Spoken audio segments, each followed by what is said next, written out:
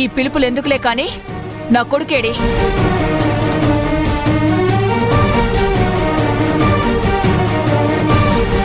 నాకు తెలీదని చెప్పాను కదా అత్తయ్య.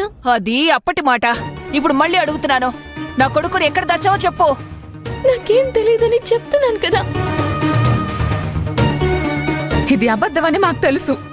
ఎలా చెప్తే మీరు నమ్ముతారు? ఎలా చెప్పినా మేం నమ్మం, కానీ నీ నాటకాలు ఆపి మాకు చెప్పు. తనకి తెలీదు అని చెప్తుంటే ఇలా అడగడం ఏం బాగుంది చెప్పండి? లేదు, దీనికన్నీ తెలుసు. మా అన్నయ్య ఎక్కడున్నాడు, ఇంటికి ఎందుకు రావడం లేదు అన్నీ తెలుసు. తెలిస్తే చెప్తుంది కదా. వెనకేసుకు రావడం మీరు మానేయండి. ఇందులో వెనకేసుకు రావడానికి ఏముంది?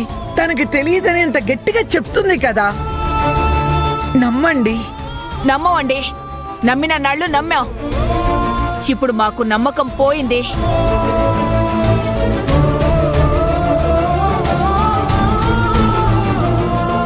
మర్యాదగా చెప్పిందా?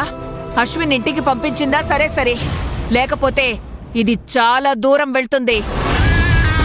మీరు ఎక్కడ ప్రమాణం చేయమంటే అక్కడ ప్రమాణం చేస్తాను. అశ్విన్ గురించి నాకేమీ తెలియదు. ఈ ప్రమాణాలకేముందిలే, ఎన్నైనా చేయొచ్చు. మా అన్నయ్య ఎక్కడున్నాడో చెప్తే మేమన్నా వెళ్ళి ఇంటికి తీసుకొస్తాం. అరే, తనకి తెలియదని ప్రమాణం కూడా చేసి చెప్తాను అంటుంటే ఇలా మాట్లాడడం తప్పు ప్రసన్న. ఏంటండి తప్పు? కొడుకు గురించి నేను పడే బాధ నాకు తెలుసు. మీకేం తెలుసు? మీరేం మాట్లాడకండి. అమ్మా ఆనంది, దయచేసి చెప్పు, నేను నిన్నేమన్ను.